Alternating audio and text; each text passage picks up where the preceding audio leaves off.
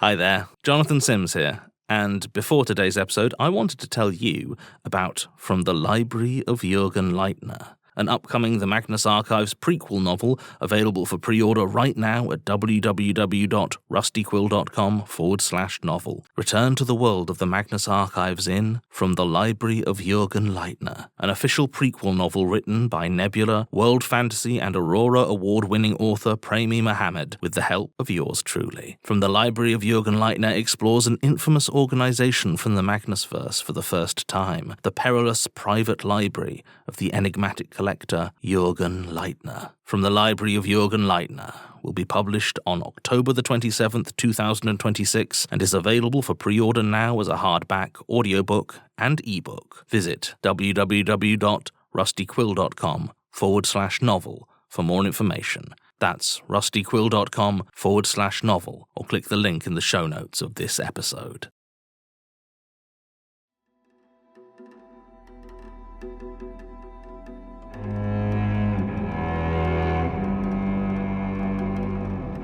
The Tooth Fairy's Tale by Ben Folk. Screams of pain, sobs of children, voices raised in grief, anger and consuming fear. Stepping through the ER of the Morcris Family Hospital is like diving headfirst into the raging depths of a storm-swept ocean. Small, unassuming and woefully understaffed, it is not used to such strain. The quick strides of my clogs, cement boots squeaking across freshly mopped linoleum, are the only thing that keeps me from being swept away by the torrent. There, the front desk.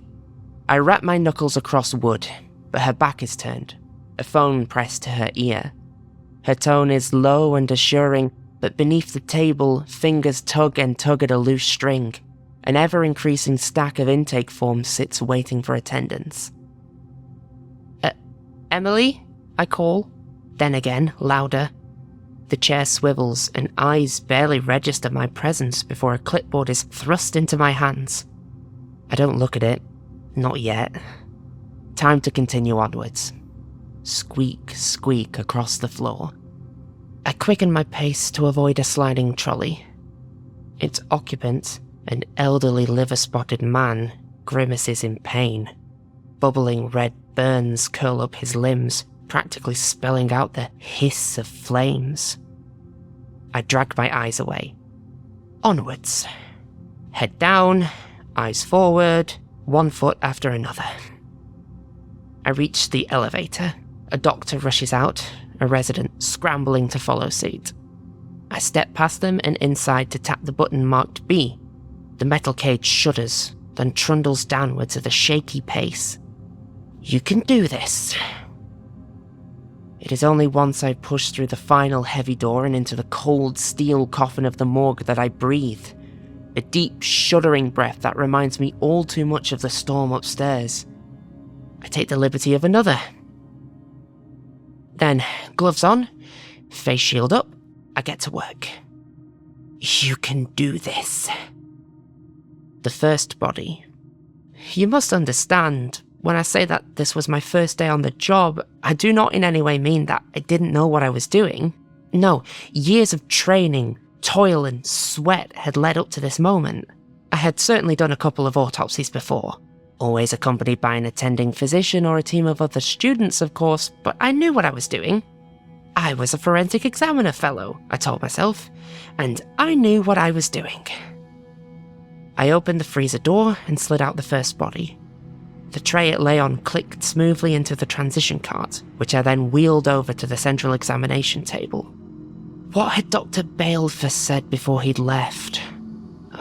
It's just a one-night conference. Remember, stick to routine. It's a good opportunity to get practice in for when you take over. There's a first time for everything. Maybe take another look at the Coldwater case. Just do 3 inspections and call it a day. I'll be back in the morning. Well, here was my opportunity, laughing me in the face. Only 3 autopsies. Only 3 bodies. I looked down at the corpse. The flesh on its face was cracked and sunken, twisted from the heat.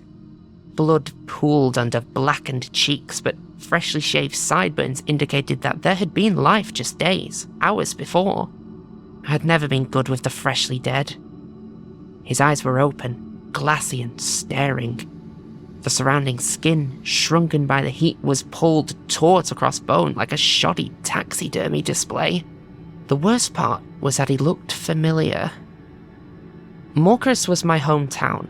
The house was sold and the parents were gone, but my memories still pocked the streets that now burned from the horrible fire. I wondered how many of those memories were left. The public library, my favourite ice cream shop, the restaurants, the pie place, the school.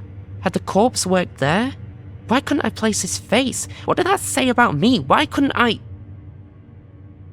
stomped on the weathered rubber pedal by my feet.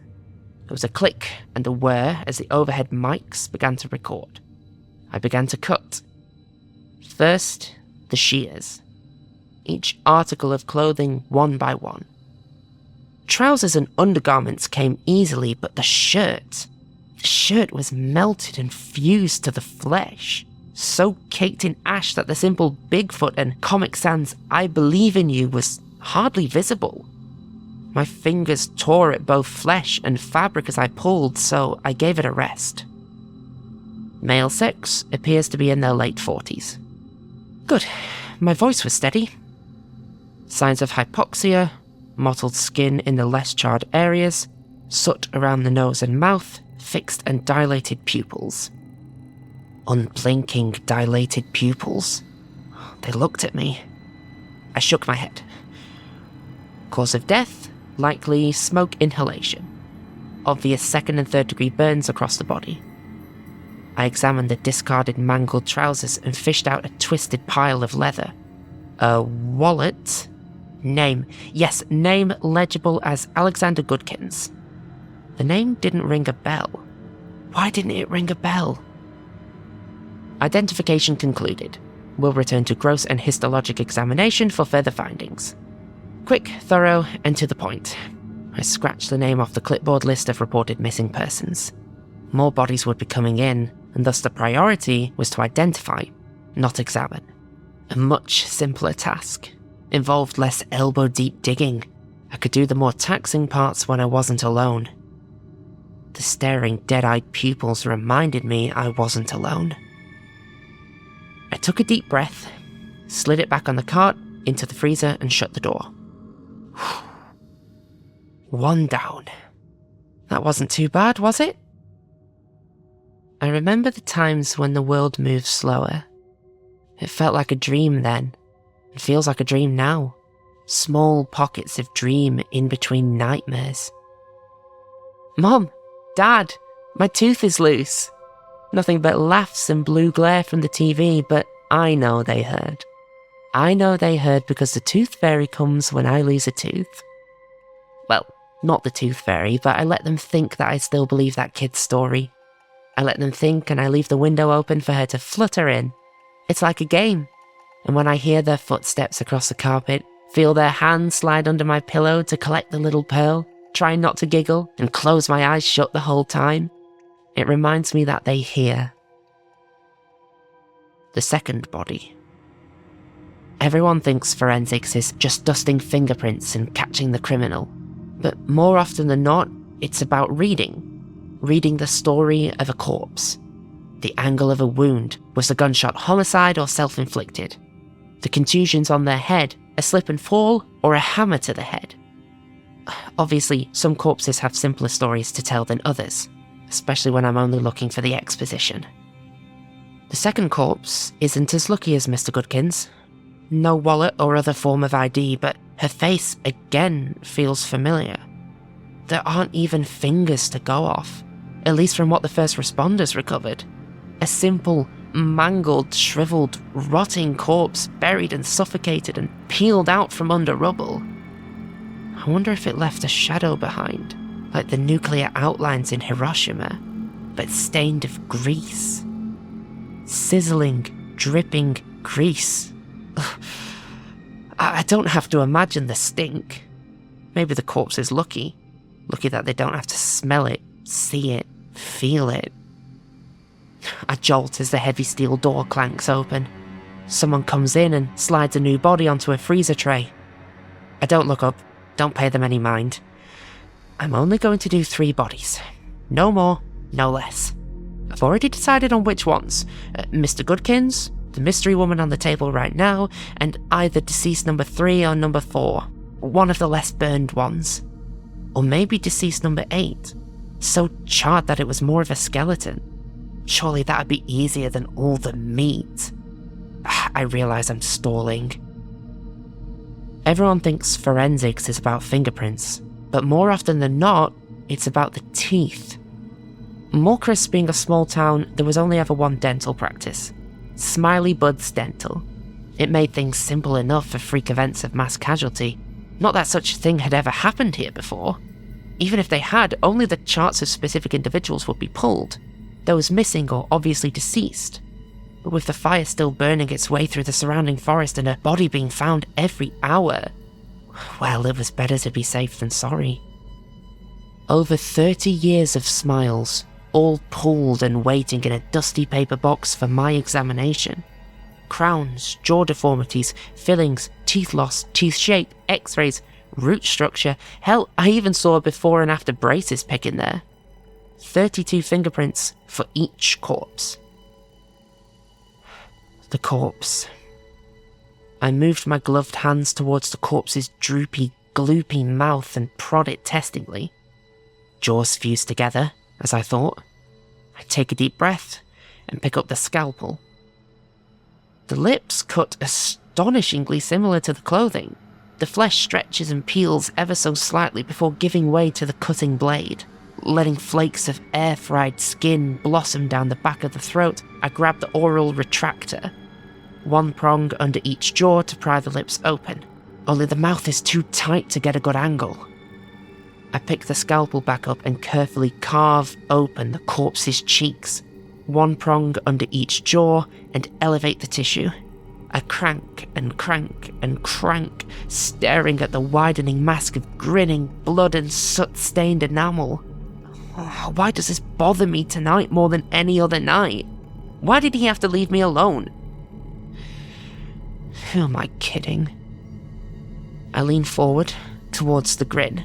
The blood is almost gone now. Something doesn't look right. The smile looks too small. The teeth aren't connected to the gums, the roots hanging suspended mid-air. Glints of wire sticking and lacing through gaping holes in the gums. Crimson droplets stick to it like dew in a spider web. A abnormal metal obstruction in the mouth. Thin floss-like strands piercing through the gums in multiple areas, wrapping around the...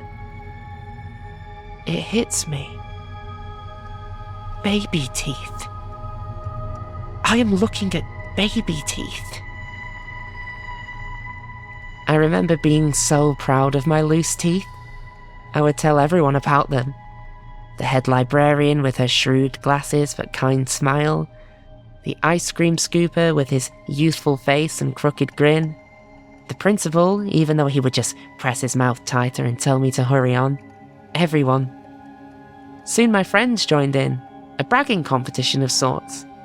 They laughed and called us cute, but I prided myself on being a trendsetter. The 2 fairies apprentice, they called me. Who called me that? Soon my entire class joined in. We just wanted to share our smiles with the world. The 3rd body. It is long into the night before I return to the examination room. Hours of talking to the police, phoning in the homicide division, explaining the situation to prying, curious staff. But mostly, hours sitting in the dark hallway of an empty wing, away from the storm, away from the fire, and most importantly, away from the teeth. Blood still speckles the blue rubber of my gloves. The bodies are right where I left them.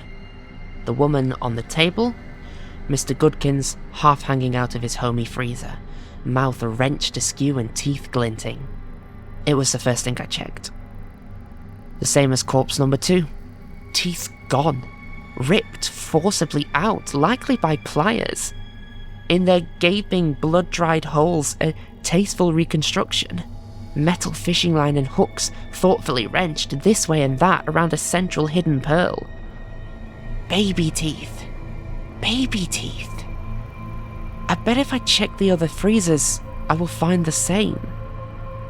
I take the deepest breath of my life, eyes tightly shut. One more body. One more body. My feet drag me to freezer number 8. It slides open, wheels screeching like nails on a chalkboard. The most charred body of them all. The heart of the flames, where it all started, barely recovered by the firemen. They're investigating for potential signs of arson now. What story does this corpse tell? Do the worn, torn fingernails speak to insanity?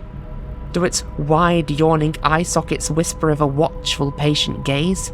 An artist's appreciation?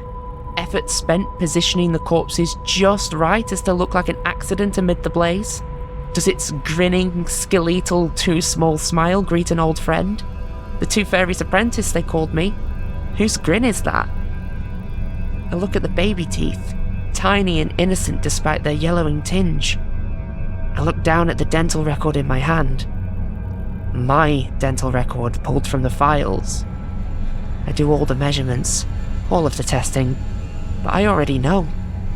A footstep on the carpet, a hand under my pillow, an open window. They're my teeth. He has my teeth. Your smile lit up the room. You were always beaming, no matter the circumstances. My little trendsetter. I'm so glad I could be your Tooth Fairy.